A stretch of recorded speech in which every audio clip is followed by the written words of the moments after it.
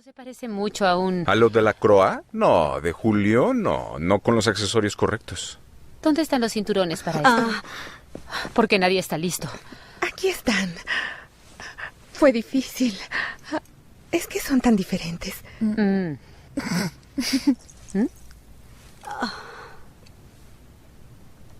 ¿Qué es divertido? No, nada. Es solo que ambos cinturones lucen exactamente iguales para mí. Pero sigo aprendiendo de todo esto. ¿De todo esto? Oh. Bien.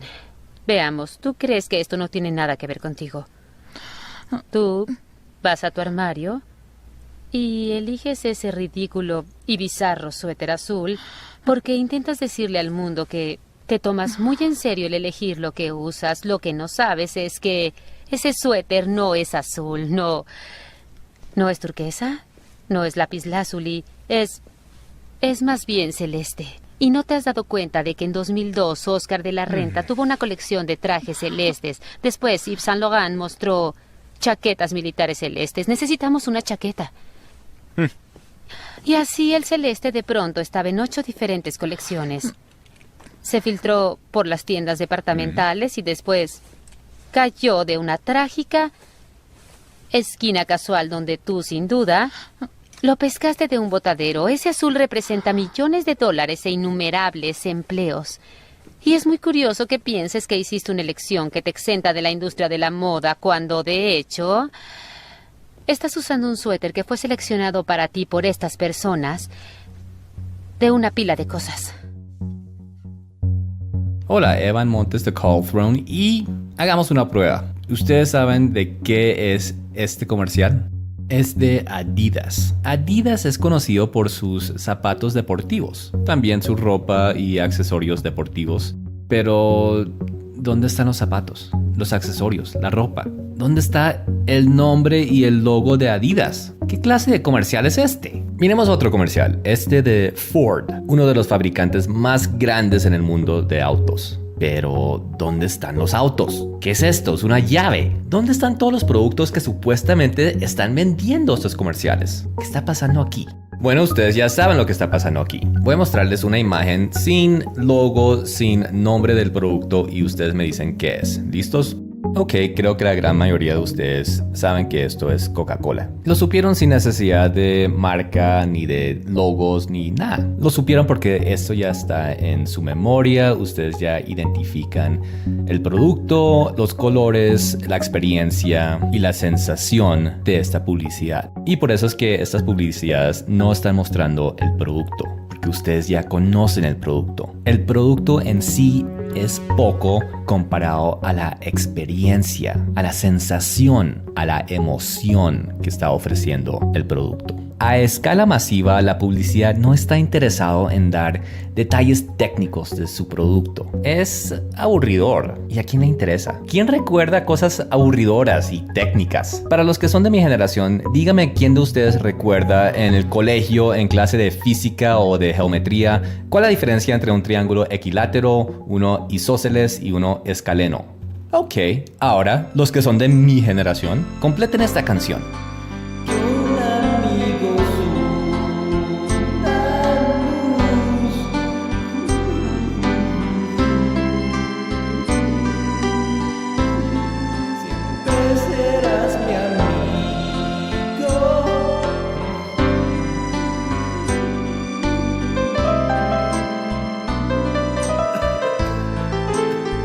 Apuesto que los que son de mi generación completaron esta lírica, así hayan escuchado esta canción hace 20 años. Aquí está lo curioso. Para estos triángulos en clase de geometría en el colegio, ustedes lo aprendieron, lo estudiaron, lo repasaron, hicieron todo lo posible para pasar la materia, para pasar los exámenes en cuanto a estos triángulos, y hoy en día se los ha olvidado todo eso. Al mismo tiempo que usted estudiaba esto en el colegio, esta canción estaba de moda, y esta canción era de entretenimiento. Esto no era de aprendérselo ni hacerlo para un examen ni nada de eso. Y sin embargo, ustedes todavía se acuerdan de su letra, aunque tenga 25 años esta canción. Entonces, ¿por qué se acuerdan de uno y no del otro?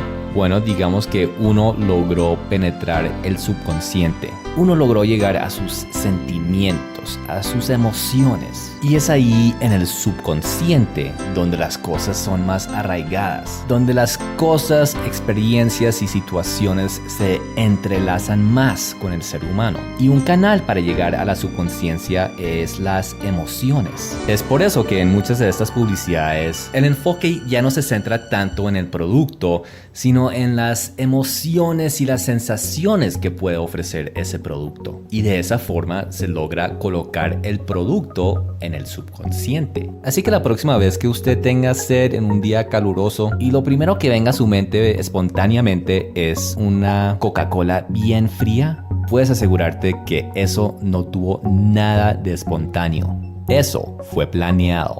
Ahora, esto no es malo, es parte de lo que es el comercio, la economía, así funcionan las cosas. Pero como todo en la vida, a esto se le puede dar un uso malo. Con esta técnica también se puede manipular a la gente, mentir a la gente, de tal forma que se pueden controlar. A este tipo de manipulación se conoce más como propaganda. Información cargada con intereses particulares para promover una causa, idea o producto. Tomemos un ejemplo. Por siglos, fumar era cosa de hombres. Para las mujeres de sociedad y de clase era algo tabú. En los inicios del siglo XX, una compañía de tabaco llamada Lucky Strike miraba esto y decían que había un 50% de la población, o sea, las mujeres, que era posible clientela, pero por puras cuestiones de tabú no se estaba aprovechando ese mercado. Necesitaban romper ese tabú en la sociedad para que las mujeres empezaran a fumar. Y para eso contrataron los servicios de Edward Bernays. ¿Quién era este sujeto y por qué fue contratado por Lucky Strikes? Para esto hay que mirar primero quién era el tío de Edward Bernays. Sigmund Freud, el padre del psicoanálisis. Pero para entender un poco mejor cómo está Sigmund Freud metido en todo esto, hay que ir un poco más atrás y comenzar con Charles Darwin. Charles Darwin hizo aceptable la teoría de la evolución en la sociedad. Con esta teoría, Darwin convirtió al hombre en un mico, en un animal. Nada más, nada menos. Y los académicos adoptaron esta teoría para todas sus ramas de enseñanza y estudio, en las ciencias, la biología, la política y ahora la psicología. Freud estaba fascinado con las teorías de Darwin que el hombre era un animal y por lo tal había un conflicto entre el entorno civilizado del hombre y su naturaleza salvaje propia. Nosotros sabemos que esta naturaleza salvaje, entre comillas, es en realidad el estado pecaminoso con el cual fue maldecido el hombre en el huerto de Edén. Pero el mundo moderno ya no tenía ni interés ni paciencia para tales sucesos bíblicos, ya que eran considerados meras fábulas, mientras que Freud y Darwin eran considerados como ciencia. Y sobre todo esto estaba fundamentado el trabajo de Edward Bernays, cual básicamente consistía en que el hombre era un animal salvaje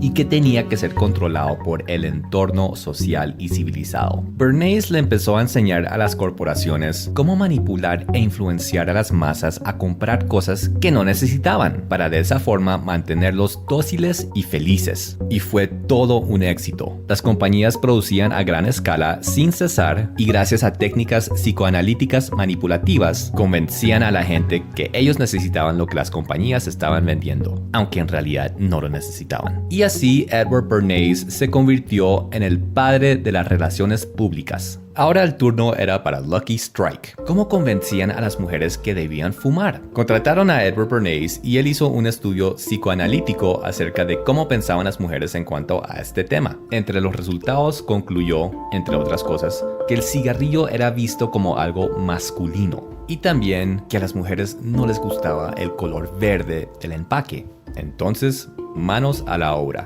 Bernays vio el estigma del cigarrillo como algo masculino como una ventaja, pues en ese momento habían movimientos y organizaciones de mujeres buscando igualdad en la sociedad con respecto a los hombres. Bernays se iba a aprovechar de este sentimiento y convencer a las mujeres que ellas también podrían ser poderosas como los hombres, iguales a ellos en la sociedad, si ellas también fumaban como ellos. Resulta que cada año había el desfile de la Pascua, cual era un desfile muy popular en las calles de Nueva York, y Bernays esperó este evento para su estrategia. Logró convencer a un grupo de mujeres de sociedad, quienes iban a marchar en este desfile, a ocultar cigarrillos bajo su ropa, y que cuando él les diera la señal, ellas iban a sacar esos cigarrillos, prenderlos y empezar a fumar en pleno desfile enfrente de todo el mundo. Al mismo tiempo, Bernays empezó a esparcir un rumor a los periódicos de que había un grupo de mujeres de alta sociedad quienes iban a sacar cigarrillos en pleno desfile y fumar ahí.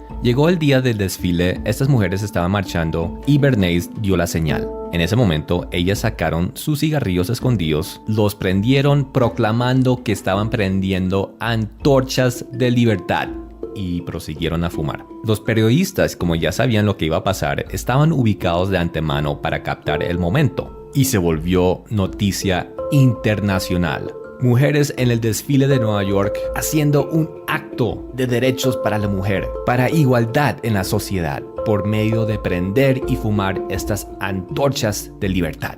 ¿Y quién iba a protestar contra esto? ¿Quién iba a decir que esto era inapropiado para las mujeres? Estos eran antorchas de libertad. Esto era el símbolo de Estados Unidos. La mujer libertad con una antorcha. ¿Quién le iba a prohibir eso a las mujeres? Si un hombre protestaba, sería un machista. Si una mujer protestaba, sería una traidora a la causa de la mujer. Así se rompió el tabú para las mujeres en cuanto a fumar. La estrategia de Bernays fue un absoluto éxito. Eso en cuanto al tabú, pero todavía existía el asunto vanidoso en cuanto al color del empaque del cigarrillo. Para esto, Bernays organizó una fiesta, pero mantuvo en secreto que él estaba detrás de ello. Con dinero que Lucky Strike le dio para esta estrategia, él empezó a mover sus contactos para esta fiesta. Hizo mandados a París, capital de la moda occidental en el mundo. Allí recogieron telas verdes, las trajeron de vuelta, hicieron vestidos y contrataron a mujeres influyentes o famosas para que posaran en estos vestidos verdes. Y con esto anunciaron una gran fiesta verde en el Hotel Waldorf Astoria de Nueva York. Al mismo tiempo, Bernays hizo una reunión con las cabezas de las asociaciones de textiles y accesorios y les dijo que el verde muy pronto iba a ser el color de moda, que empezaran a hacer sus productos en el color verde si querían hacer mucho dinero. Se empezó a promocionar el color verde para ropa y también para muebles, para accesorios, para interiores de hogar y oficinas, y así por 6 meses fue promocionado el color verde hasta que llegó el día de la fiesta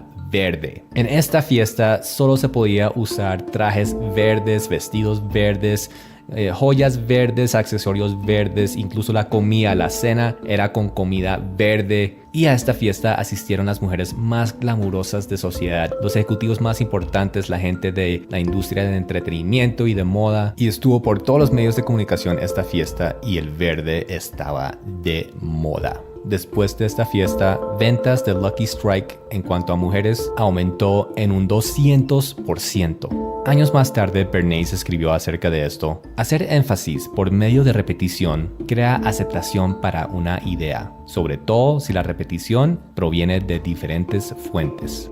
Analicemos esto por un momento. ¿Qué tanto se asemejó la propaganda a la realidad? La propaganda decía que las mujeres serían igual en poder y en derechos que los hombres, y también que estarían de moda. Pero lo único que consiguieron las mujeres con el cigarrillo fue dañar su salud, envenenar sus pulmones y oler mal, mientras que las compañías de tabaco se llenaban sus bolsillos.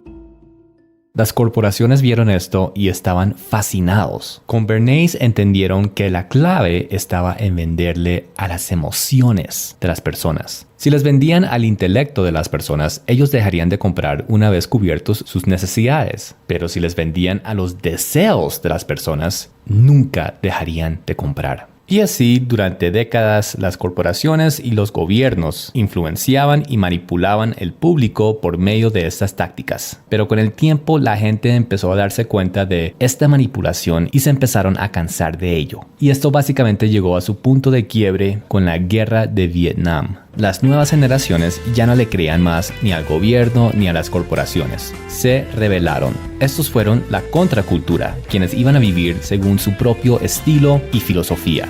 Al principio las corporaciones entraron en pánico, pues hasta ese entonces ellos siempre habían producido a gran escala. Pero ¿qué iban a hacer con esta contracultura que solo se enfocaba en el individualismo?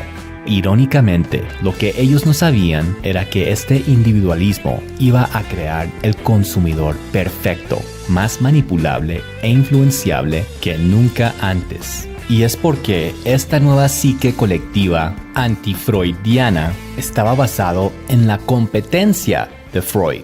La teoría de Freud era que la naturaleza animal del hombre se expresaba en dos maneras: sexo y violencia, ambas de las cuales eran destructivas para el hombre y tenían que ser reprimidas, por la cual le correspondía a la sociedad crear un ambiente lo suficientemente civilizado para que el ser humano pudiera ser estable y feliz. Pero Freud tuvo un discípulo que se le puso en contra.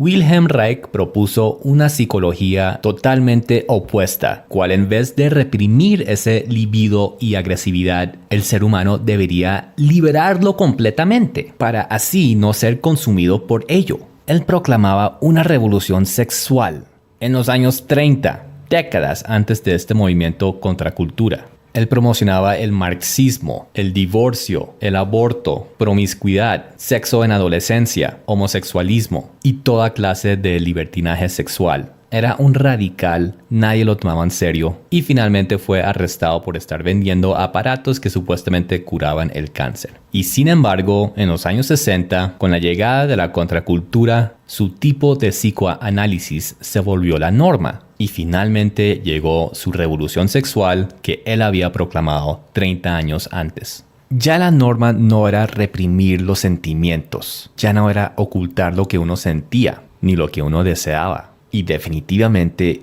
ya no más represión sexual. Las corporaciones y los gobiernos vieron esto y entendieron. Este nuevo sentir, este nuevo psique, se basa en poner los sentimientos, las emociones y los gustos antes que el intelecto, la razón y la objetividad. Y esto, para las corporaciones, significaba una mina de oro, mientras que para los gobiernos, aún más control y poder de influencia. ¿Cómo funciona? A ver, la filosofía y la psicología de la contracultura es de individualismo, es del yo, es de rebelarse contra autoridades. Ya nadie me va a decir qué puedo hacer o qué no puedo hacer, nadie me va a decir qué vestir o qué comer o qué puedo o no puedo ingerir.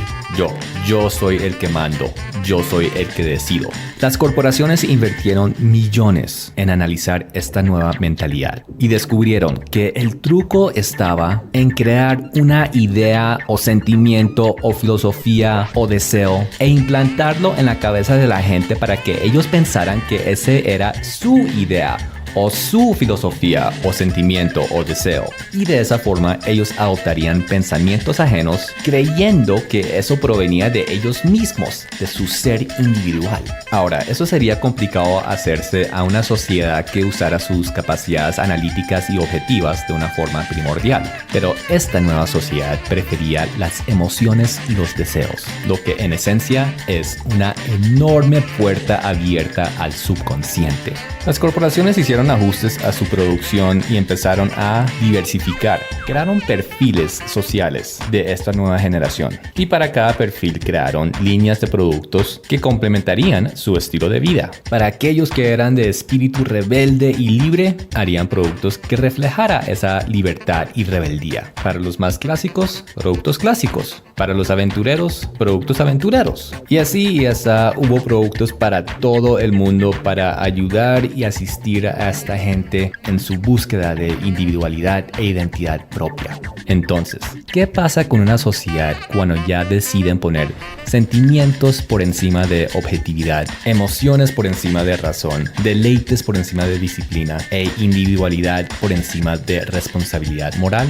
Pues la respuesta está en nuestro mundo moderno.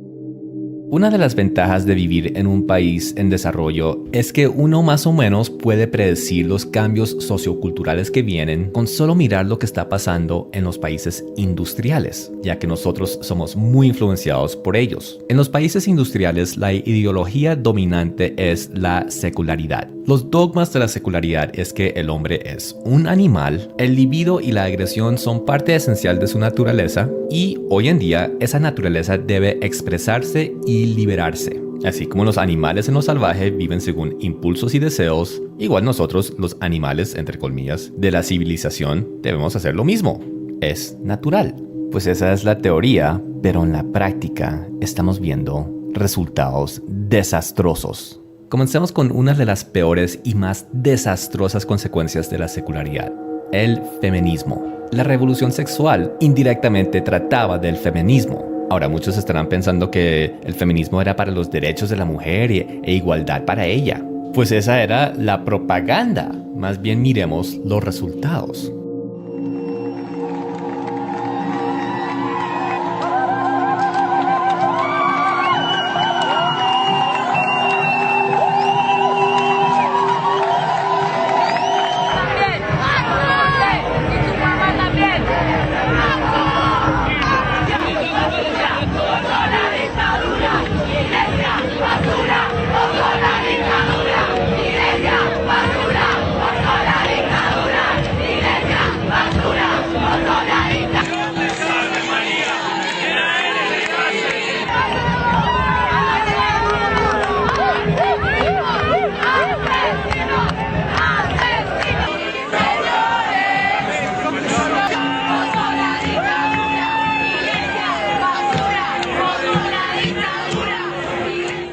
El perfecto resumen del feminismo para la mujer es simplemente haciendo el paralelo del cigarrillo con la mujer. Así como el cigarrillo le fue vendido a la mujer con la mentira de que eso era igualdad y liberación para ella, igual el feminismo. Una mentira que no era ni más ni menos que destrucción para ella. Con la única diferencia que el feminismo es destrucción para toda la sociedad, no solo para las mujeres.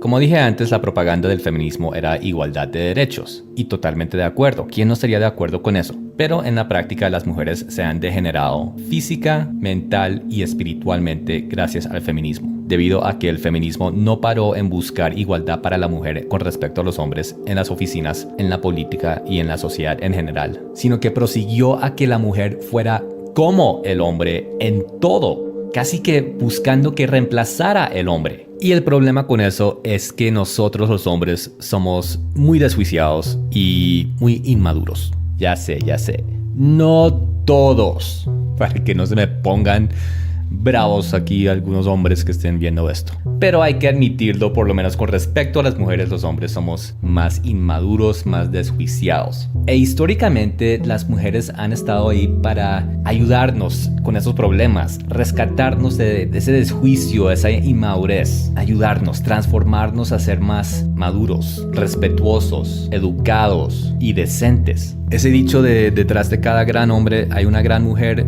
ese dicho no es un dicho bonito ahí como para darle contentillo a las mujeres. Ese dicho es increíblemente veraz y literal. Y el mejor mecanismo que han tenido las mujeres para ayudar a los hombres, para hacernos lo mejor que podamos ser, ha sido el instituto de matrimonio. Un instituto que nos ha ajuiciado, que nos ha domesticado, que nos ha dado un sentir de responsabilidad, nos ha enseñado a trabajar más fuerte, a tener más objetivos y estrategias en la vida, a pasar menos tiempo bebiendo con amigos y más tiempo dedicado a familia. Pero hoy en día el feminismo está en contra de matrimonio, de hijos y el hogar, diciendo que todo eso son creaciones del hombre para oprimir y esclavizar a la mujer. El feminismo ha hecho al hombre el enemigo número uno de las mujeres y ha hecho a las mujeres iracundas a toda hora y por todo. ¿Cómo ha afectado esto a toda la sociedad? Pues el feminismo, la secularidad y la revolución sexual ya establecieron normas sociales muy diferentes a lo que existía antes. El cortejo se ha vuelto anticuado,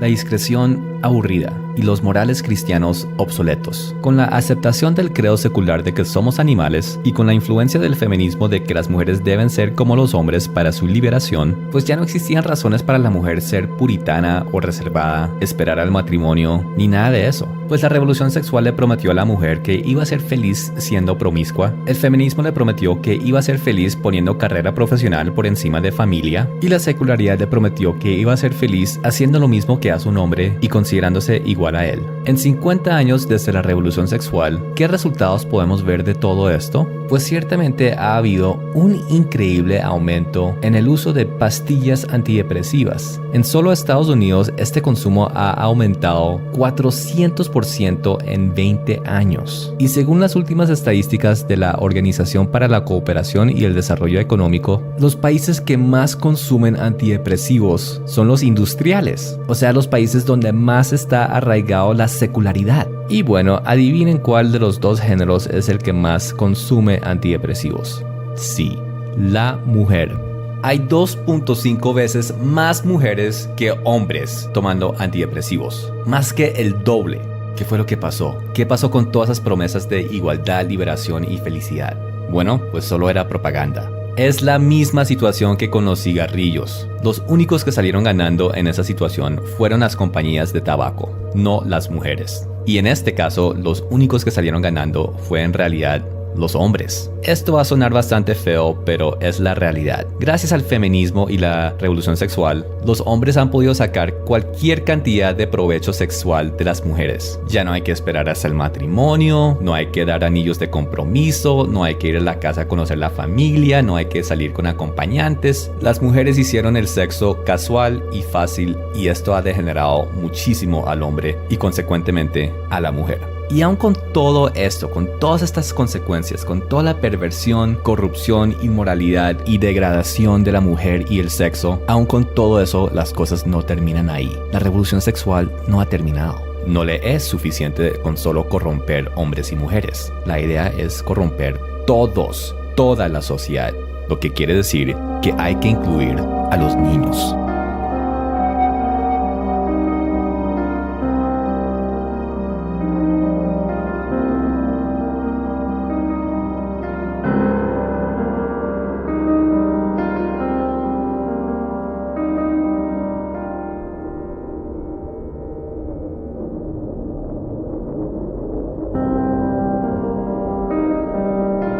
¿Por qué está pasando esto? ¿Por qué esta perversión e inmoralidad es tan agresiva en contra de mujeres, hombres e incluso los más inocentes, los niños? ¿Qué necesidad hay de hacer esto a nuestra sociedad, a nuestra cultura, a nuestro mundo? ¿Por liberación? ¿Por derechos? ¿De verdad les parece esto avances en la sociedad? Estamos más enfermos que nunca. Tenemos más problemas emocionales y mentales que nunca. Las mujeres están siendo explotadas más que nunca y los hombres se están comportando peor que nunca. Entonces, ¿por qué está pasando esto? Sabemos que por medio de la propaganda se logró introducir todo esto en la sociedad, pero ¿qué está detrás de la propaganda? ¿Qué lo está generando y con qué propósito?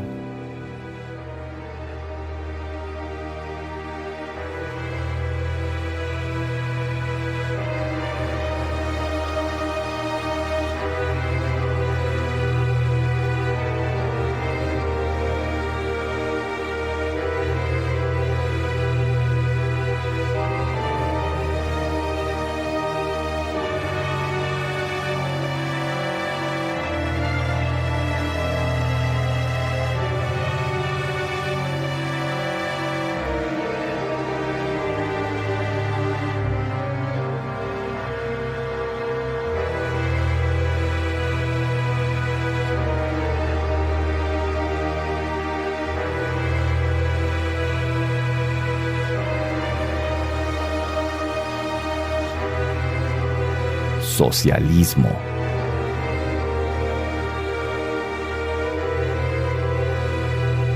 Nunca antes el mundo moderno ha tenido la desgracia de conocer el sistema político más malvado, inhumano, sangriento, infernal, destructivo y desastroso como lo es el socialismo.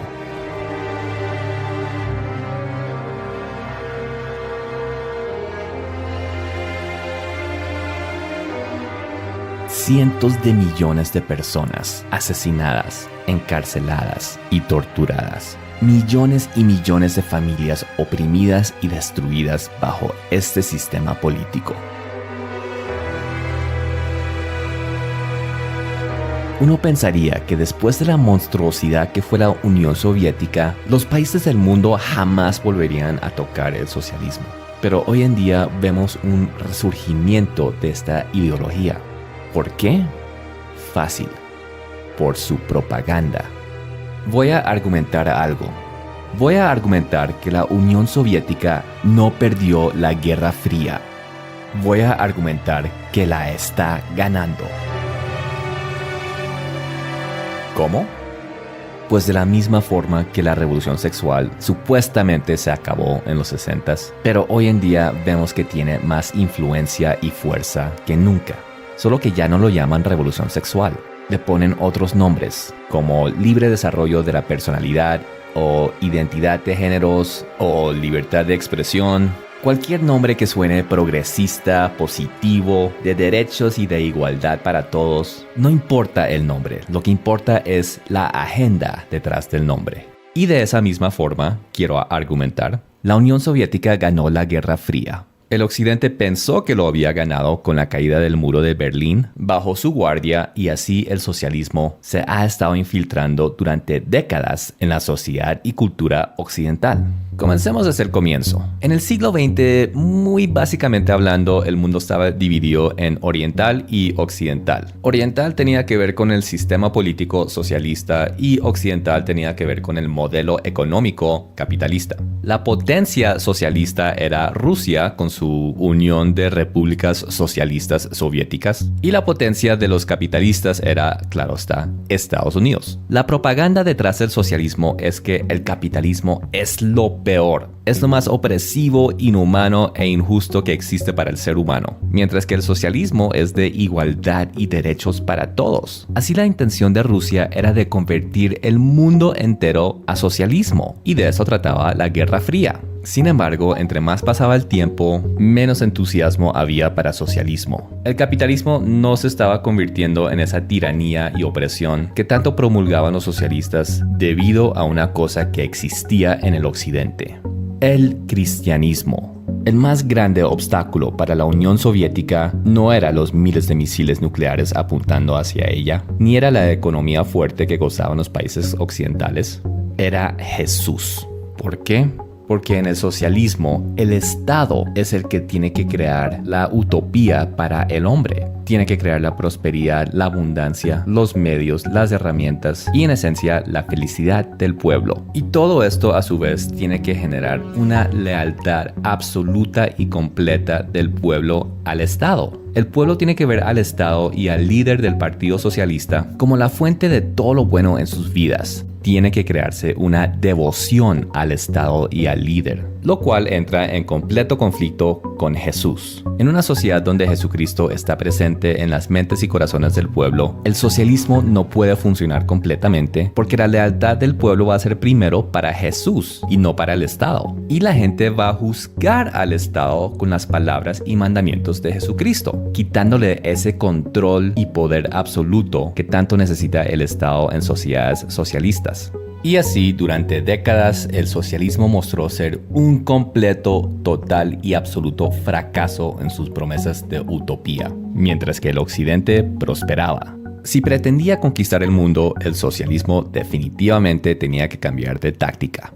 Hubo por lo menos un socialista que entendió esto. Antonio Gramsci era un italiano que entendió que el socialismo tenía que ser aceptado internamente por el hombre y no forzado al hombre externamente por medios de violencia y amenazas, lo cual es bastante común para el socialismo. Y con este concepto se inició la famosa marcha larga a través de las instituciones, la cual era la táctica de infiltrar marxismo y socialismo sutil y camufladamente en todas las instituciones educativas, culturales y políticas de los países occidentales. Y de esa forma el socialismo iba a conquistar el occidente internamente, con cultura y propaganda dirigidas a las emociones, sin necesidad de guerras ni conflictos armados. Pero antes que todo eso, hay que sacar a Dios de las mentes y corazones de los occidentales. ¿Cómo iban a hacer esto los socialistas? Pues no tuvieron que hacerlo.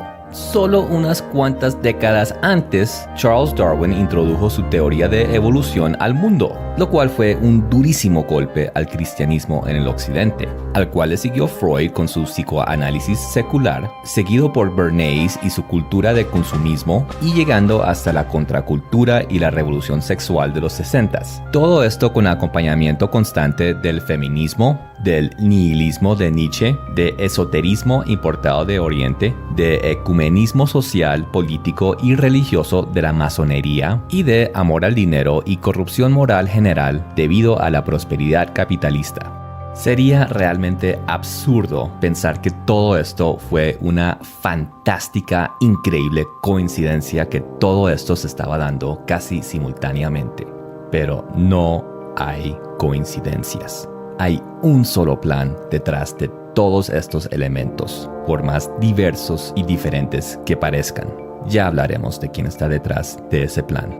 Para llevar a cabo la táctica de la larga marcha a través de las instituciones, se formó lo que llegaría a llamarse la Escuela de Frankfurt, un grupo de intelectos radicales marxistas que iban a ingeniar métodos de penetrar la cultura occidental con marxismo.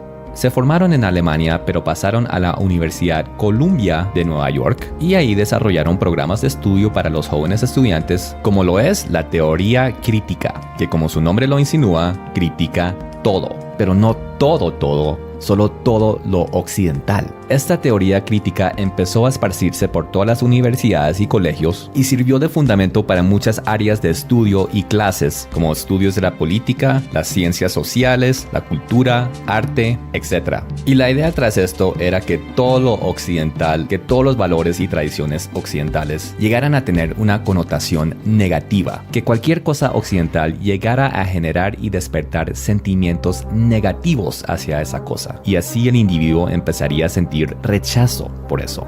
Les doy unos ejemplos. Si yo digo, Estados Unidos fue el país más espléndido del siglo XX, ofreciendo libertad y justicia para todos, y al escuchar esto su reacción inmediata y automática sea: ¿Estados Unidos? Ese es un imperio yanqui que oprime todas las masas y quiere controlarnos a todos. Eso podría ser un ejemplo de teoría crítica. O si yo digo, está comprobado que la familia tradicional bajo la santificación de matrimonio es el mejor ambiente para el ser humano crecer y desarrollarse. Y su reacción inmediata a esto es: el matrimonio, eso es un instituto creado por hombres para seguir esclavizando a la mujer, que es homofóbico. ¿Quién dijo que uno tenía que casarse para tener hijos? Etcétera, etcétera. Eso también es otro ejemplo. O si yo digo, porque de tal manera amó Dios al mundo que ha dado a su Hijo unigénito, para que todo aquel que en él cree no se pierda, mas tenga vida eterna. Y su reacción inmediata sea: esos cristianos con su evangelio, esa gente tan mente cerrada, siempre pensando que su religión es la única verdadera, que gente tan mente cerrada, tan discriminatoria, juran que lo suyo es verdad, pero no saben que si hubieran nacido en la India serían hindús, o si hubieran nacido en Arabia serían musulmanes. Qué gente tan mente cerrada y fanática y discriminatoria.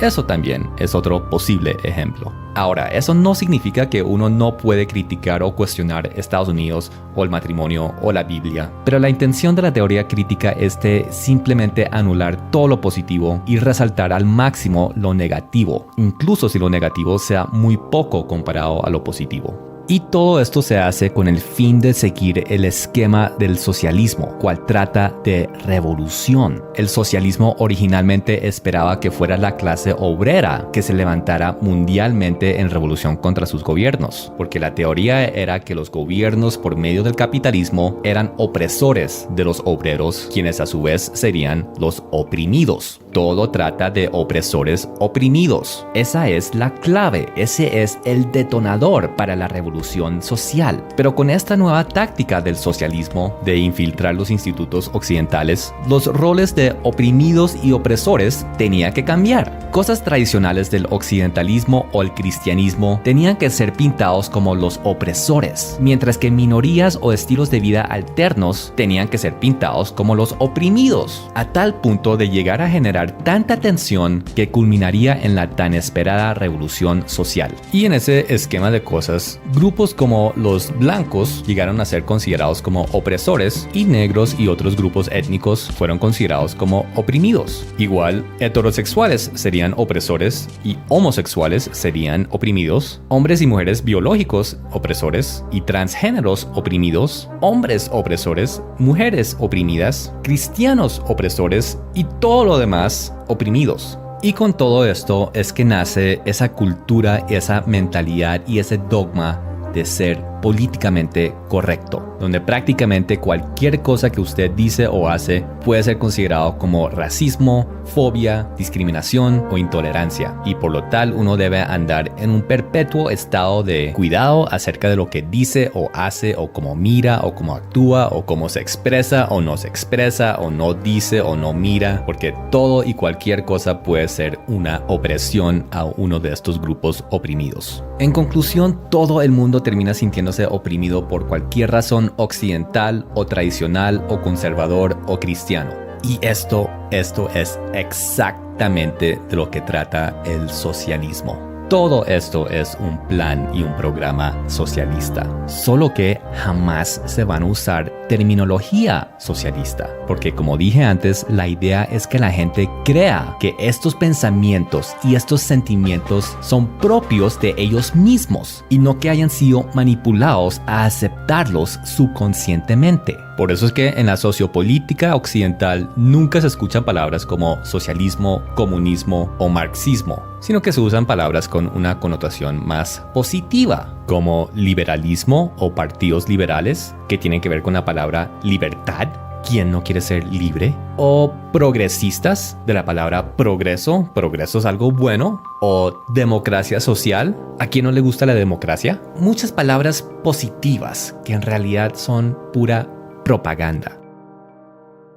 Entonces la pregunta es, ¿qué tanto éxito ha tenido esta escuela de Frankfurt y este plan de infiltración marxista en la mente y los corazones de la población occidental? Pues ha sido enormemente exitoso, no más en cuanto al cristianismo. Europa está completamente secularizado y Estados Unidos va en esa misma dirección. Los medios masivos son en un 95% liberales o de la izquierda. Constantemente promocionan todo lo que es corrupto e inmoral según la Biblia. Los negros y las minorías son cada vez más racistas contra los blancos en los países donde viven. Las mujeres cada vez más radicales en cuanto a sociedad, hombres, matrimonio y cosas tradicionales para la mujer. Y los jóvenes cada vez son más ofendidos por todo y por nada, cada vez menos capaces de usar su intelecto y su razón y volviéndose personas que solo saben reaccionar emocionalmente. Miremos algunos ejemplos. Esta es Maria Kang. Hace poco ella insultó a millones y millones de mujeres en Estados Unidos. ¿Qué fue lo que hizo? Pues ella tiene 3 hijos y publicó una foto de ella estando en excelente forma. Puso como título de su foto, ¿cuál es tu excusa? Todo para demostrar a las mamás que sí era posible ponerse en forma después de tener hijos. Y sin embargo fue acusada de estar humillando a las gorditas, de ser intolerante y hacerle bullying a otras mujeres. A tal punto que tuvo que salir en todos los medios de comunicación explicando que ella no quería ofender a nadie y que solo quería inspirar a las mujeres a vivir sanamente.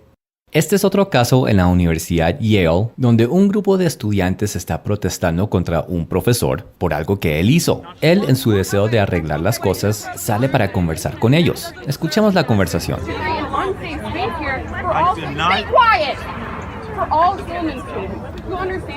Noten lo irrespetuosa que esta estudiante es con el profesor, mandándolo a callar. Lo que sigue es ella haciéndole el reclamo de que él como profesor tiene el deber de hacer de la universidad un lugar hogareño y cómodo para los estudiantes, a la cual él dice que no está de acuerdo con eso, pues porque es un profesor, él no es el papá de nadie. Y vea cómo reacciona ella. Create a place of comfort and home for the students that live in Silliman. You have not done that. By sending out that email, that goes against your position as master. Do you understand that? Then no, I don't agree with that. Then why the f*** did you accept the position? Because Who I have the f*** hired you? I have a different You vision should than you. step down. If that is what you think about being a master, you should step down. It is not about creating an intellectual space. It Le empieza a gritar y a exigir que se explique por qué está trabajando ahí si no quiere hacer la universidad un hogar para los estudiantes. Que él no tiene nada que hacer ahí, que él es asqueroso y que se debe ir. ¿Y qué fue lo que hizo este profesor? Por Dios. Pues resulta que esto está tomando lugar en época de Halloween. Y estos estudiantes están molestos porque hay muchos disfraces que les ofenden porque son supuestamente culturalmente insensibles. Como por ejemplo disfrazarse de mariachi es una ofensa a los mexicanos.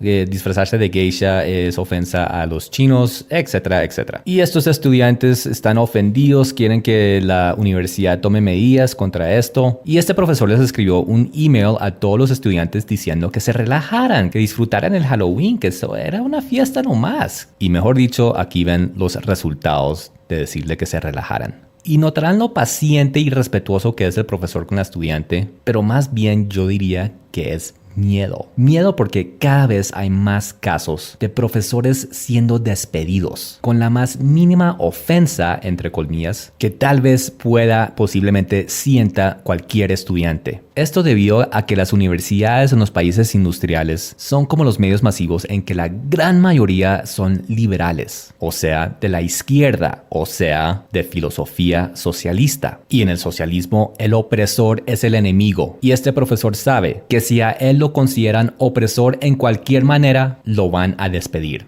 Y así las universidades liberales ya no son un lugar donde se forman los jóvenes para ser adultos y entrar al mundo real, sino que ahora son una regresión al jardín infantil donde los estudiantes tienen que sentirse consentidos, mimados, cuidados, amados, en hogar, cómodos y que nadie los moleste, que nadie los ofenda, que nadie los haga sentir mal en ningún momento, de ninguna manera. Miremos el último caso. Este trata de una mesera. ¿Y qué le pasó? ¿Por qué están las noticias?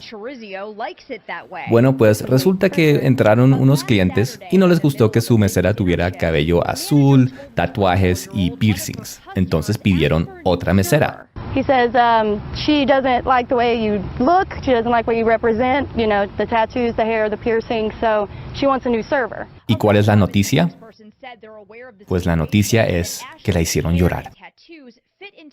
La hicieron llorar porque no les gustó su cabello azul, tatuajes y piercings. Fue tan traumático este evento que lo tuvo que publicar en Facebook. Y miles de personas le respondieron, le dieron apoyo, le dieron regalos y le dieron dinero. People tell me I'm awesome, keep doing me. They would love to let me serve them. They're going to come in with their families. It's just 100% like overwhelming happiness and positivity from the community. Todo para animarla y hacerla sentir mejor por este acto de discriminación contra ella. Pero eso no fue todo, porque al otro día todos los compañeros de trabajo se pintaron el cabello también de colores para mostrar apoyo y solidaridad con esta pobre víctima de discriminación, intolerancia y odio. Y bueno, ese es el aspecto que empieza a tomar una sociedad infiltrada de marxismo cultural, teoría crítica e ideología políticamente correcta. Estos son los frutos de la escuela de Frankfurt. Gente con un sentir de estar constantemente siendo oprimidos por todos lados, por todo el mundo, y siempre necesitando luchar contra esos opresores, contra esa sociedad llena de esta gente que discrimina, que no tolera, que tiene fobias. Definitivamente hay que luchar contra ese sistema y cambiarlo. Ahora, en Estados Unidos este fenómeno de opresores imaginarios y enemigos invisibles es algo bastante nuevo, aunque sus mecanismos que lo han estado desarrollando lleva bastante tiempo. Y la transición que está haciendo Estados Unidos de un país conservador y cristiano a un país políticamente correcto es muy brusca. Millones de americanos están dándose cuenta de este marxismo cultural que está invadiendo su país y están tratando de luchar contra esto. Y si ustedes pueden entender esto, si ustedes pueden entender este fenómeno y estos cambios que están tomando lugar en Estados Unidos, entonces podrán entender un poco mejor por qué la mitad del país está apoyando a Donald Trump en las elecciones. ¿Qué? ¿Pensaron que Donald Trump es un racista, machista, intolerante que odia a los mexicanos y a las mujeres? Déjame adivinar. Escucharon eso en los medios masivos, ¿no es cierto? ¿No es cierto que Donald Trump suena como un opresor?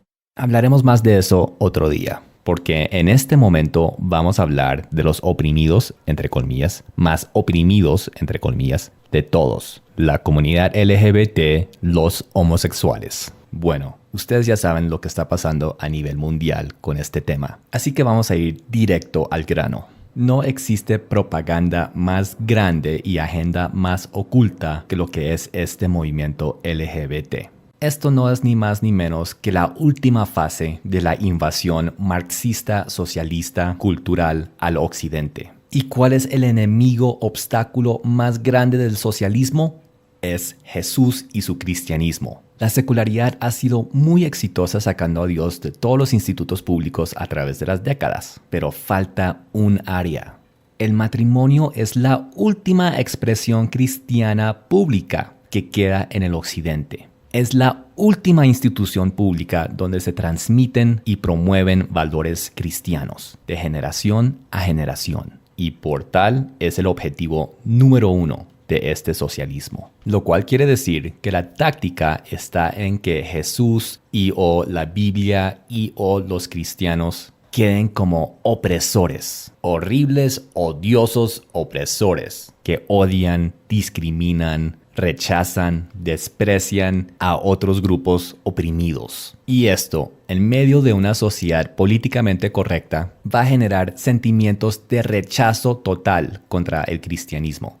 Entonces, solo falta el grupo que sirva como víctima oprimida de este terrible opresor. Y claro está, ¿qué mejor grupo que los homosexuales?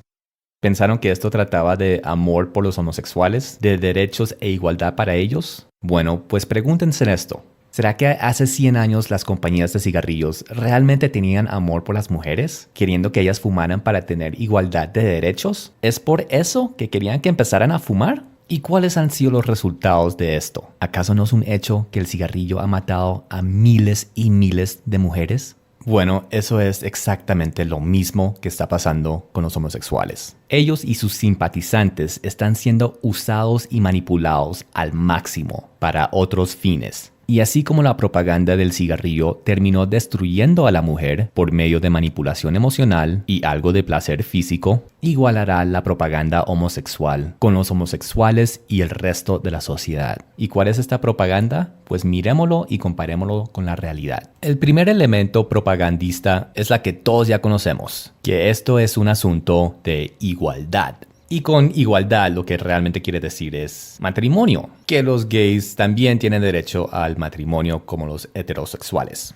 Pero si dejamos a un lado las reacciones emocionales y usamos el intelecto, ¿realmente esto trata de igualdad? ¿De verdad existía prohibición para que los gays se casaran? Pues miremos unos casos históricos de gays. El autor homosexual Oscar Wilde estuvo casado con esta mujer, Constance Lloyd, en 1884. El cantante homosexual Elton John estuvo casado con esta alemana en 1984. Y Bruce Jenner, hoy conocido como Caitlyn Jenner, estuvo casado 3 veces. La primera vez en el 72, después en el 81 y después en el 91. Y ahí lo tienen. Pruebas absolutas que los homosexuales sí se podían casar, igual que los heterosexuales. ¿Ven? Nada de discriminación. ¿Cuál discriminación? Ahí tienen las pruebas. Pero entonces los que están a favor del matrimonio gay dirán, sí, pero es que no se podían casar hombres con hombres o mujeres con mujeres. Ajá. Entonces, en realidad, estamos hablando de otra cosa, ¿no es cierto?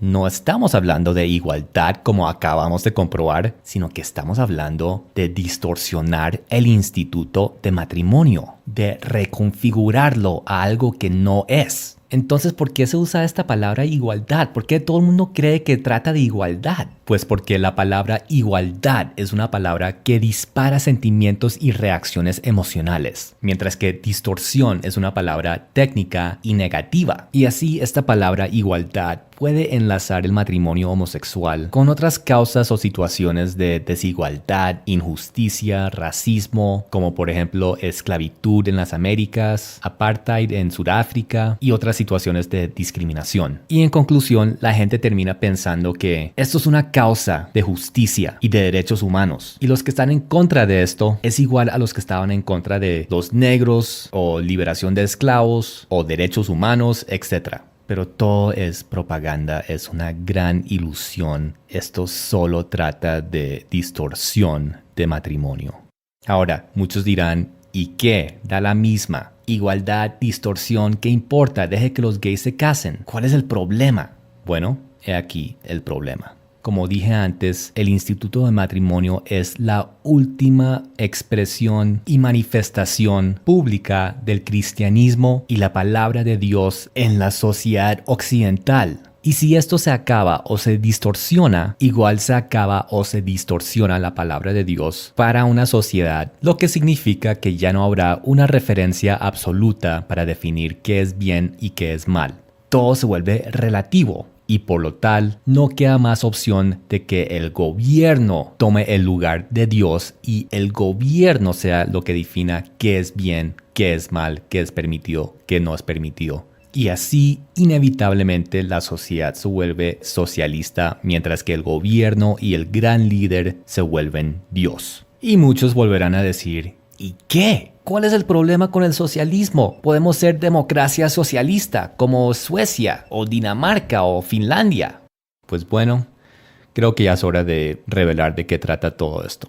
¿Recuerdan cuando dije que todos esos elementos anti-Dios, anti-familia, sucediendo casi simultáneamente, no es una coincidencia? ¿Que hay un plan, hay una agenda detrás de todo esto? Pues resulta que la Biblia nos habla de quién está detrás de todo esto. Es el príncipe de este mundo, el Dios de este siglo. Es Satanás. Satanás nos reveló algo increíblemente importante. En Lucas 4:6 le dijo a Jesús que todos los reinos del mundo estaban bajo su poder y él se las entregaba a quien quisiera. Satanás tiene el poder y la potestad para crear cualquier tipo de movimiento, filosofía, creencia, paradigma, organización o ideología en contra de Dios en este mundo. Todo esto lo que están viendo aquí en pantalla es obra de Satanás, porque todo está llevando al mismo objetivo y finalidad. Entonces, ¿significa esto que Darwin y Freud y los feministas y los homosexuales son satanistas? Pues claro que no. Esta gente ni siquiera creen en Satanás. Entonces, ¿cómo es que están siguiendo su agenda? Fácil. Propaganda. ¿No se dan cuenta? La primera antorcha de libertad no fue dada por Lucky Strike a la mujer en el siglo XX. Fue dada por Satanás a Eva en el huerto de Edén. Esta fruta prohibida era la antorcha, la que la iba a iluminar, abrir los ojos de libertad. La iba a librar de esa opresión, de ese opresor que era Dios, que le iba a dar igualdad. Ella iba a ser igual a Dios con esto y ya no una oprimida bajo él. Y con este engaño y corrupción de la mujer fue que Satanás engañó y corrompió al hombre. Y por medio de este acto de libertad, de igualdad, que tomó lugar en el huerto de Edén, por medio de ese acto fue que la humanidad se despojó de Dios, de su entorno, y esto a su vez abrió la puerta a todos los demás elementos que llevarían a una total y completa degeneración de la raza humana. Y esto lo estamos viendo en tiempo real. Estamos viendo que la legalización del matrimonio gay no está creando igualdad para nadie. Lo único que estamos viendo es que se está degenerando aún más el comportamiento de mujeres y de hombres. El deterioro moral es tan extremo que ya los hombres y mujeres están confundidos acerca de si son hombres o mujeres. Ya no existen dos géneros, existen docenas. Ya no es Dios el opresor quien decide qué sexo eres. Usted mismo decide qué sexo quiere ser. Y en casi todos los estados de Estados Unidos, si un hombre biológico quiere entrar a un baño de mujeres o un vestir de mujeres, él puede hacerlo, argumentando que él en realidad es una mujer. Y si el establecimiento en donde lo hace lo saca, él puede demandar ese establecimiento por discriminación. Y todo esto sigue abriendo puertas a más desviaciones sexuales y degeneración, como este hombre que identifica como una niña de 6 años, o este grupo de hombres que identifican como perros, o esta mujer que identifica como una bebé, o los innumerables niños en kinder, en primaria y en bachillerato que piensan con el apoyo de sus padres que son del sexo opuesto.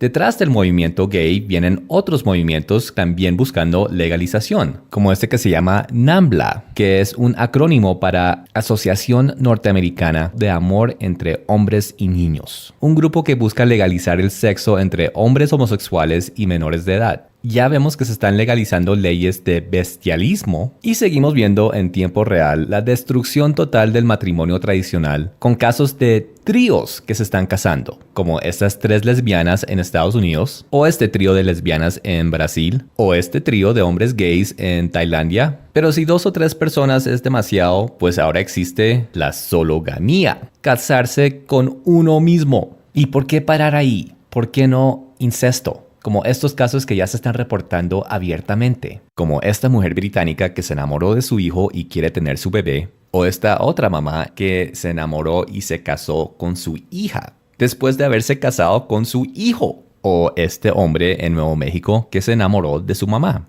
Ahora, el incesto es ilegal, por lo menos en Estados Unidos. Es ilegal e inmoral. Entonces, ¿por qué estas personas están haciendo esto? Pues por propaganda. Honestly, I really didn't think we would. We were both consenting adults. If it comes down to it, you know, it's just like the gays. They're you know, as long as they're over 18, everything's fine. Estas personas están inspiradas por el movimiento gay, un movimiento cuya propaganda es que todo amor es igual. No hay amor malo ni pecaminoso. Hay muchas formas de amar. No discriminen contra el amor. El homosexualismo también era ilegal e inmoral hasta hace muy poco. Y hoy lo inmoral e ilegal es no aceptarlo ni reconocerlo. Literalmente hubo un giro de 180 grados en el tema del homosexualismo en la sociedad. ¿Por qué? Por la propaganda LGBT tan eficaz. Solo miren estas fotos. Mire cómo todo es saturado con simbolismos de amor, derechos, igualdad, justicia. ¿Qué pasa cuando se muestran estos elementos y simbolismos a una sociedad que ha sido entrenada a dejar a un lado el intelecto y solo reaccionar emocionalmente? Piensen en eso. La asociación que se hace con la causa homosexual es que trata de amor, de inclusión, de derechos y justicia para un grupo que está oprimido.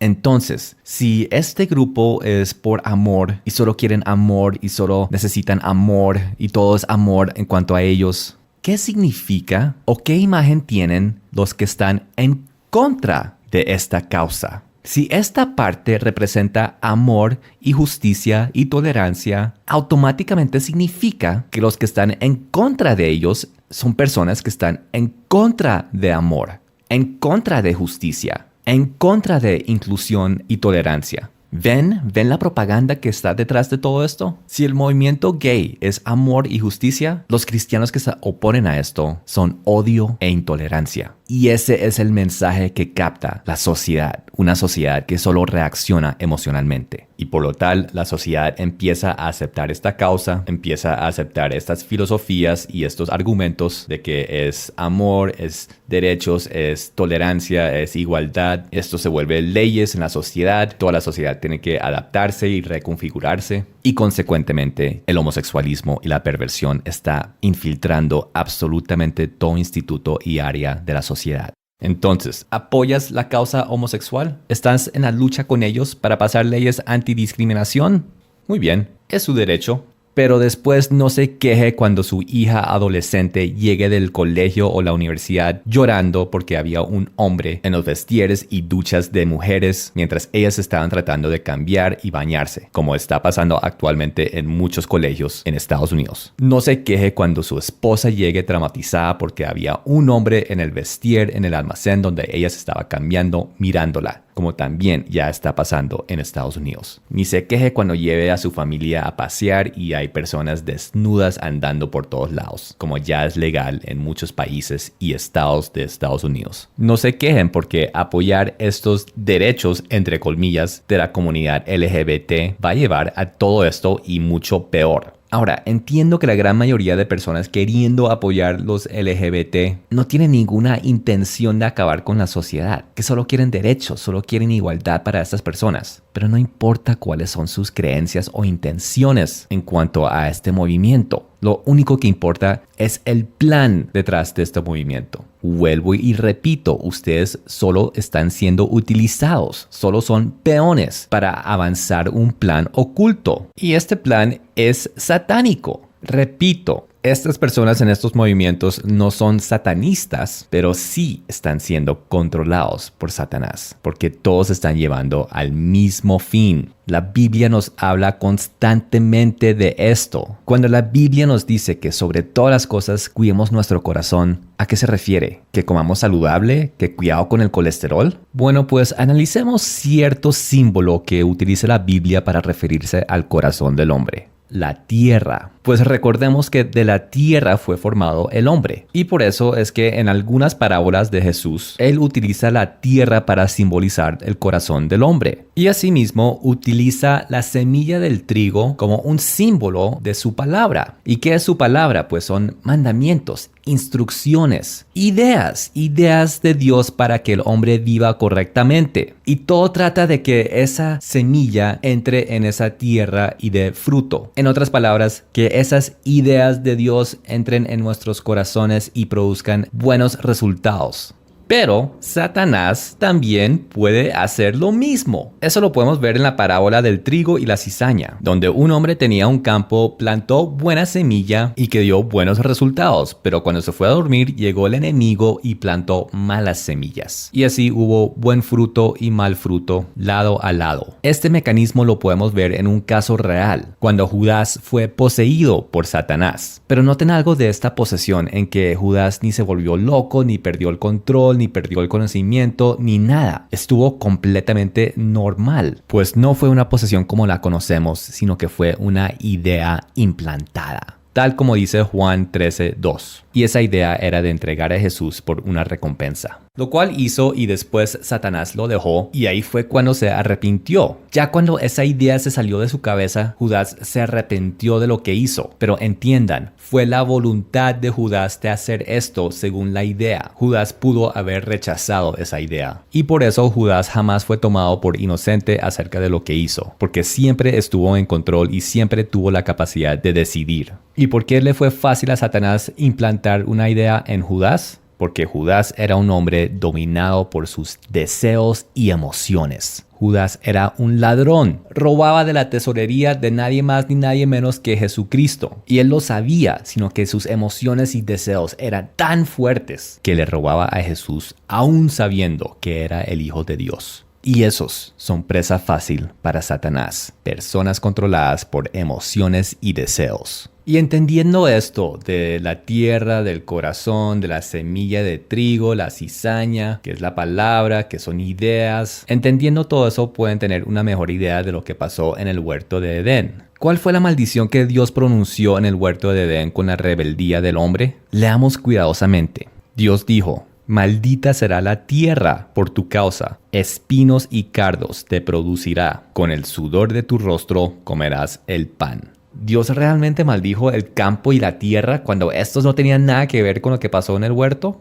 ¿No será que en realidad estaba maldiciendo al hombre, al que sí tenía toda la responsabilidad y toda la culpa de lo que pasó? Esta maldición puede ser literal refiriéndose a la tierra o puede ser simbólica refiriéndose al corazón del hombre. ¿Cómo podemos saber? Bueno, si han seguido mis videos, saben que una de las 4 fórmulas para entender la Biblia es que la Biblia es no lineal. En otras palabras, si existen estos elementos en otra parte de la Biblia y se puede crear un enlace, eso nos va a dar definición. La tierra está maldita y produce espinos y cardos. ¿Eso está en otro lado de la Biblia y podemos hacer el enlace? Pues ciertamente vemos lo mismo en Hebreos 6:8. Una tierra maldecida que produce espinos y cardos o espinos y abrojos. Y podemos ver que este capítulo claramente está hablando de personas. Consecuentemente, la maldición de Génesis 3 está hablando del corazón del hombre, no del planeta Tierra. Dice: con el sudor de tu rostro comerás el pan. Esto está hablando del pan de la vida de Jesucristo, la palabra de Dios, que el hombre iba a tener su corazón endurecido contra la palabra de Dios, contra Jesús, y que le iba a costar trabajo volver a establecer una comunión, una relación con él. Por eso es que cuando Dios le dio los mandamientos a Moisés, se los dio en 2 tablas de piedra. La palabra de Dios estaba sobre 2 piedras. Era la simbología de la palabra de Dios y la dureza de corazón, la dureza como una piedra del corazón del hombre a esta palabra. Pero Dios prometió que iba a quebrantar esa maldición y todas las demás maldiciones por medio de su Hijo Jesucristo, que iba a quitar ese corazón de piedra y darnos un corazón de carne e iba a restablecer esa comunión y esa relación que perdimos en el huerto de Edén. Sin embargo, muchísimos y millones y demasiadas personas en este mundo siguen con ese corazón de piedra contra Dios, contra su palabra, y siguen buscando cómo deshacerse de la palabra de Dios en la sociedad. Ese pan de vida, esa comida espiritual que es la palabra de Dios. Ahora, hay algo muy curioso que sucede cuando un país se vuelve socialista, porque ustedes saben que el socialismo quiere acabar con la palabra de Dios, porque quieren poner el gobierno y el gran líder como Dios. Algo muy curioso sucede en estos países, y es que muchas veces el socialismo es acompañado de hambre, y no cualquier hambre. Hambre devastador, lo cual es increíblemente irónico, siendo que la abundancia en agricultura es una de las promesas de la utopía socialista. La Unión Soviética tuvo varios episodios de hambre donde literalmente millones de personas murieron. En China, debido a reformas socialistas agrícolas, hubo una hambruna que se dice mató hasta 45 millones de personas. Camboya, cuando se volvió socialista, inició una hambruna que se dice mató hasta el 20% de la población. Corea del Norte también ha tenido severos problemas de hambruna, a tal punto que desertores de ese país dicen que hay canibalismo en las áreas rurales. Y todos conocemos de esas largas filas en Cuba para conseguir lo poquito de comida que hay en ese país. Pero ahora nuestro hermano Venezuela, las historias de horror que están saliendo de ese país, de la escasez de comida, de gente literalmente cazando perros en la calle para comer algo. Cada vez que se establece este horrible sistema socialista, sistema antidios, anticristo, sistema que dice que el gobierno y el gran líder son los que dan prosperidad, los que dan comida y los que llenan los campos de abundancia de trigo y de comida. Cada vez que el hombre se atribuye lo que únicamente es de Dios y solo le pertenece a él, cada vez termina en completo y absoluto fracaso. Debido a la propaganda de libertad e igualdad del diablo en el huerto de Edén, Adán y Eva trataron de establecer el primer sistema socialista, donde ya no iba a reinar la palabra de Dios ahí, sino que ellos iban a reinar, ellos iban a ser Dios. Y lo único que hicieron fue crear hambruna, espinos y cardos para comer. Y eso es lo que vemos cada vez que se saca la palabra de Dios por medio del socialismo. Hay una sincronización en donde la escasez que se crea de la comida espiritual, cual es la palabra de Dios, se manifiesta en la tierra con escasez de comida física y el comienzo de hambruna. Y este socialismo cultural que ya está implementado en toda Europa, en casi todo Estados Unidos y llegando a nuestros países latinos, es con la intención de crear un sistema socialista global. ¿De qué estoy hablando? Bueno, todo este tema, todo este video hablando de socialismo es en realidad lo que nosotros conocemos hoy en día como el nuevo orden mundial. El nuevo orden mundial ya no es teoría de conspiración y no es nada nuevo, es socialismo, solo que a nivel global. Ya hay mecanismos trabajando a toda marcha para este plan. Uno de los más visibles siendo los Objetivos de Desarrollo Sostenible de las Naciones Unidas. Un plan político, social y cultural para todo el mundo, al igual que la red de ciudades fuertes y otros mecanismos. ¿Y qué más podemos esperar de este nuevo orden mundial, este socialismo global, sino hambruna? Imaginen un mundo donde escasea la palabra de Dios. ¿Cómo se va a manifestar físicamente esto? Hace unos años yo hice un video que se llama Abejas desaparecidas y la hambruna venidera, donde hago el argumento de que Dios está avisando de una gran hambruna venidera. Y Dios está avisando acerca de todo esto, fin de tiempos, cosas que debemos saber y preparaciones que debemos hacer. Y con esto anuncio mi próxima serie que se llamará Análisis Apocalipsis. Una serie que va a hablar sobre lo que viene, qué esperar, cómo podemos irnos preparando, qué cosas ir evitando, etcétera, etcétera. Un tipo de guía para lo que viene, porque ya está aquí, ya es fin de tiempos. Nosotros somos la generación escogida para estos tiempos.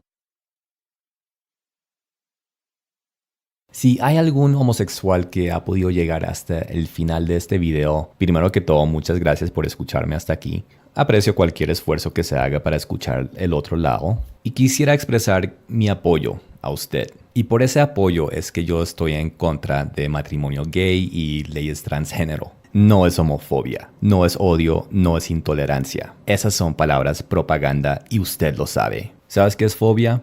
Fobia es un terror o un miedo excesivo e irracional e incontrolable. Es un temor ilógico, es un trastorno psicológico.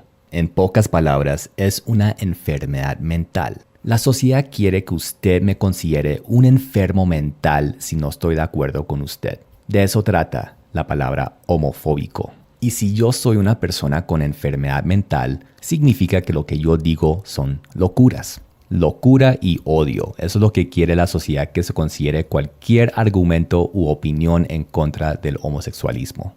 ¿Por qué? Porque uno de los fundamentos esenciales del socialismo es la censura, es abolir la libertad de expresión. Pero la gente aprecia la libertad de expresión. La gente no quiere abolir esto. Por eso es que este socialismo oculto utiliza métodos ocultos. Y así este sistema socialista oculta, en vez de decir que va a poner leyes y pasar leyes que quiten la libertad de expresión, en vez de eso va a decir que va a pasar leyes anti-odio. Va a pasar leyes en contra de discurso y palabras de odio, de discursos y palabras ofensivas e intolerantes que provienen de personas con odio, con locura y otras enfermedades mentales. O sea, yo, el cristiano. Y tal vez eso es lo que usted quiera. Después de todo, yo soy el opresor. Y usted el oprimido luchando por los derechos y la justicia, ¿no es cierto? Y pronto llegará su día, porque estas leyes ya existen. Tal vez no en Colombia o en países latinoamericanos, pero existen en países industriales. Y van a llegar al resto del mundo. Y el día que cierren este canal mío en YouTube, el día que me multen a mí o me amenacen con cárcel por no estar de acuerdo con leyes homosexuales, en medio de su celebración, quiero que tome un solo minuto para darse cuenta que eso en realidad no es victoria suya. Es una ilusión. Es la señal que el nuevo orden mundial, este socialismo global, ha llegado a nuestro país y a nuestra región. Y con este van a llegar más leyes de esta naturaleza, de este tipo. No para protegerlo a usted, no para derechos de ninguna minoría. Recuerde que mientras yo esté hablando y otros cristianos e iglesias estén hablando en contra de matrimonio, por más que le cause ofensa, por más que le disguste, eso es una señal de que todavía existe libertad. Recuerde eso. Y es por eso que yo lo apoyo a usted. Y apoyar a una persona no es decirle a esa persona que haga lo malo, que haga lo que uno sabe que va a destruirlo. Uno no le dice a una persona que quiere que siga bebiendo si eso le causa placer, que siga consumiendo droga si eso es lo que le gusta, que siga comiendo excesivamente si eso es lo que ama. Eso no es apoyo. Si yo sé que el pecado destruye las almas de la gente y no le digo que eso es destrucción, que eso es maldición, si yo no le digo eso sabiendo que es cierto, eso no es amor y eso no es apoyo. Si usted fuera mi enemigo, yo le diría: cásese con una persona de su mismo sexo o vístase como una persona del sexo opuesto. Si usted fuera mi enemigo, yo le estaría diciendo esas cosas. Yo no soy su enemigo y yo lo quiero ver con vida, no con muerte, con bendición y no con maldición.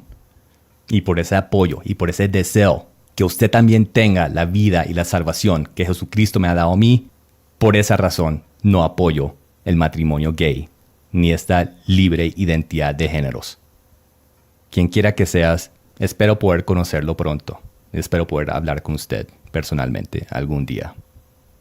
Dios lo bendiga.